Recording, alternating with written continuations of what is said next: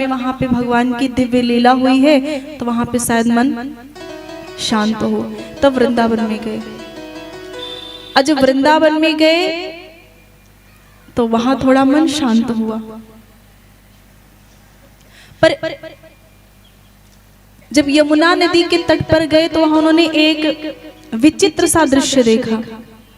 उन्होंने देखा कि यमुना तट पर एक युवती है जो रो रही है, और उनके सामने 90-90 बरस के 2 वृद्ध लेटे हुए हैं। नारद जी ने सोचा कि लगता है यहां भी गड़बड़ी है, यहां भी खराब है। तब नारद जी वहां से भागने लगे, और जब भागने लगे तब उस जो युवती थी उन्होंने नारद जी को रोका, बोले महाराज कहाँ जा रहे, रुको तो। उनको रोका नारद जी को। नारद जी ने मन ही मन सोचा कि लगता है फंस गए। उन्हें लगा कि पता नहीं कैसा मैटर है, क्या है, क्या समस्या है। सब जगह तो व्याकुल होकर के आए, यहाँ भी पता नहीं क्या हो गया। उन्होंने कहा नहीं रुको, आप हमारी दुर्दशा तो देखो। नारद जी ने कहा क्या बात है, आप कौन है, अपना परिचय बताइए। तब उन्होंने कहा महाराज मैं भक्ति देवी हूँ। वो भक्ति देवी है। बोले मैं भक्ति देवी हूँ। तो बोले ये कौन है जो वृद्ध अचेत पड़े हुए हैं। बोले ये मेरे पुत्र हैं ज्ञान और वैराग्य। तो बोले इनकी ऐसी स्थिति क्यों हो गई, और जरा ये बताइए कि ये आपके पुत्र हैं। उन्होंने कहा हाँ ये मेरे पुत्र हैं दोनों। तो नारद जी ने कहा कि आपके पुत्र हैं तो आप युवा हैं और ये बूढ़े बूढ़े कैसे हो गए। ये जर्जर स्थिति 90-90 बरस की, आप 20 बरस की।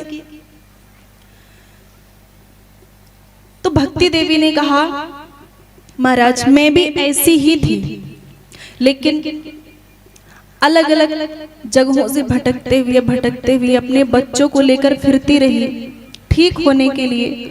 और जब वृंदावन में आई तो मैं तो हो गई ठीक, तरुणी हो गई मैं, लेकिन मेरे पुत्र ज्ञान और वैराग्य अचेत हो गए।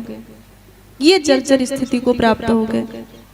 और यदि मेरे पुत्र ठीक नहीं हुए तो मैं वृंदावन को भी छोड़ दूंगी और मैं विदेश चली जाऊंगी, मैं भारत को ही छोड़ दूंगी। अब लास्ट में मैं वृंदावन आई, नहीं तो भारत की धरती को भक्ति छोड़ देगी।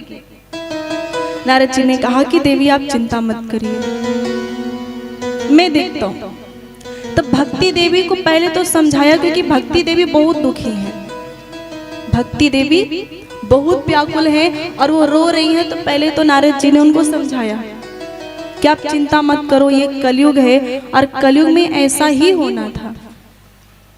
इसका मतलब क्या है? इसका मतलब ये है कि बिना ज्ञान वैराग्य के भक्ति प्रसन्न नहीं रहते। आप भक्ति मार्ग में हो फिर भी दुखी हो, इसका कारण ये है कि आपके भीतर की भक्ति भी दुखी है। आपके भीतर भक्ति तो है पर ज्ञान वैराग्य नहीं है, इससे भक्ति दुखी है। क्योंकि भक्ति के पुत्र है ज्ञान और वैराग्य, और बिना ज्ञान वैराग्य के, बिना पुत्र के माँ दुखी ही रहती है। भक्ति, आप भक्ति मार्ग में हैं फिर भी दुखी हैं, इसका मतलब यही है कि ज्ञान वैराग्य नहीं है हमारे पास। वो है, ऐसा नहीं कि है ही नहीं, वो है पर वो अचेत है, वो जाग जाते हैं कभी कभी। जब हम पंडाल में आते हैं तो जाग जाते हैं, वैराग्य भी जाग जाता है, ज्ञान भी जाग जाता है। हम कहीं तीर्थों में जाते हैं तो ज्ञान वैराग्य जाग जाता है। कहीं संकीर्तन हो रहा है वहां जाते हैं तो ज्ञान वैराग्य जाग जाता है, पर जैसे वहां से हटते हैं तो ज्ञान वैराग्य फिर मूर्छित हो जाता है, और इसलिए हम दुखी रहते हैं। तो हम पहली बात तो यह है कि हम कैसे जाने कि हमारे भीतर ज्ञान वैराग्य है या नहीं है। भक्ति तो है आप में, क्योंकि भक्ति ना होता तो आप इतना बड़ा आयोजन नहीं करवाते। आपने इतना सुंदर आयोजन करवाया है, और भक्ति ना होती तो आप सब आके बैठते नहीं यहाँ पे, तो भक्ति की तो पहचान हो गई। पर वैराग्य क्या है? वैराग्य की पहचान कैसे होगी? तो बोले कि यदि आप ब्रांडेड कपड़े पहनते हैं तो भी प्रसन्न रहते हैं, पर साधारण कपड़े पहनते हैं तो भी आपको कोई समस्या नहीं। तो समझना कि आप वैराग्य हैं।